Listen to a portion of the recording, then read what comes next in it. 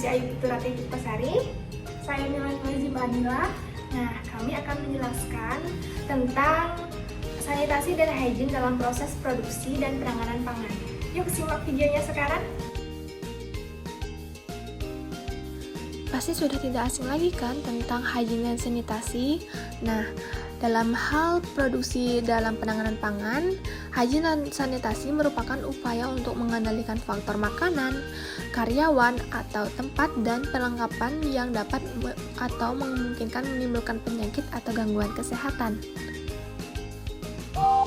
Nah, adapun prinsip dari sanitasi adalah menghilangkan mikroba yang berasal dari sisa makanan dan tanah yang memungkinkan dapat menjadi media yang baik bagi pertumbuhan mikroba dengan menggunakan zat kimia atau metode fisika untuk menghilangkan sebagian besar mikroorganisme yang tertinggal pada permukaan alat dan mesin pengolahan makanan.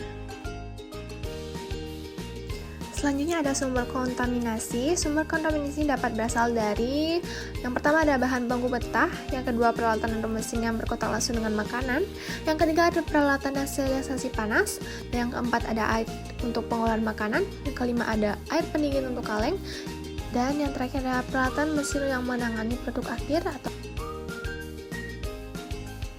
Selanjutnya ada tahap-tahap hygiene dan sanitasi. Prosedur untuk melaksanakan hygiene dan sanitasi harus disesuaikan dengan jenis dan tipe mesin atau alat pengolahan makanan. Standar yang digunakan lah yang pertama ada pre-rinse atau langkah awal, yang kedua pembersihan, yang ketiga pembilasan, keempat pengecekan visual, kelima penggunaan disinfektan, keenam pembersihan akhir, yang ketujuh ada dry and dry.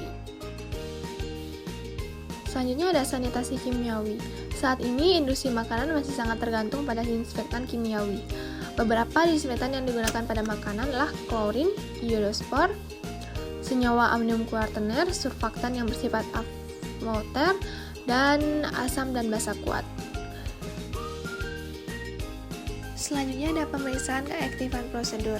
Keaktifan prosedur pembersihan dan disinfeksi diperiksa dengan melakukan monitor secara mikroba terhadap produk makanan dan permukaan yang berkontak dengan makanan.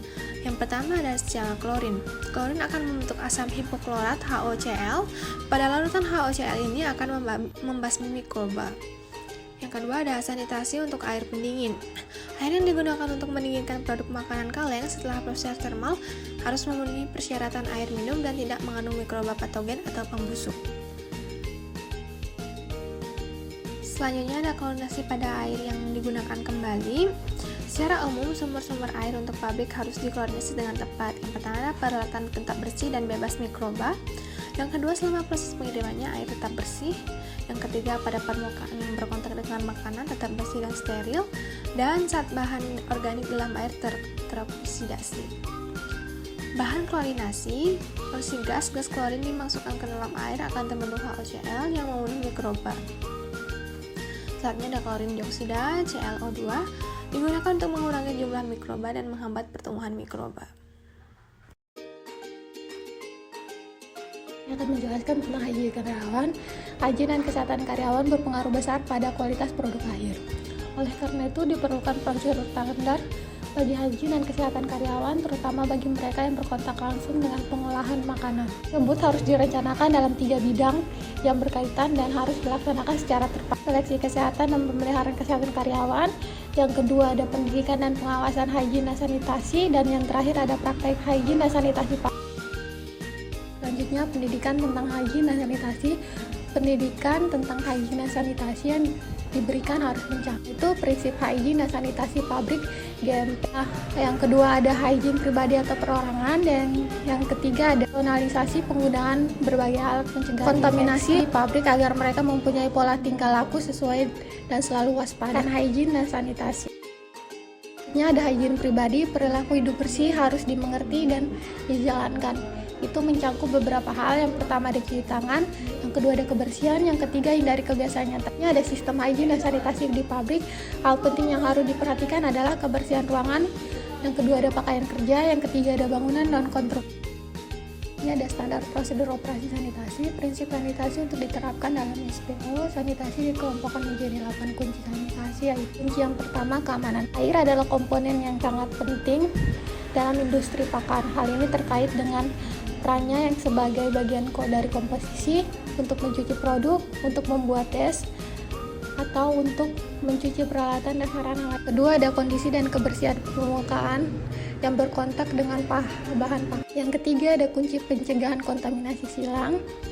Keempat, ada menjaga fasilitas pencuci tangan dan sanitasi dan toilet. Kunci yang kelima, ada proteksi dari bahan kontaminasi. 6, ada pelabelan, penyimpanan, dan penggunaan bahan toksin dengan benar. 7, ada pengawasan kondisi kesehatan personil yang dapat mengakibatkan kontaminasi. Dan kunci yang ke-8 adalah menghilangkan hama dari unit pengolahan. Sekian video dari presentasi kami, sampai jumpa di video selanjutnya.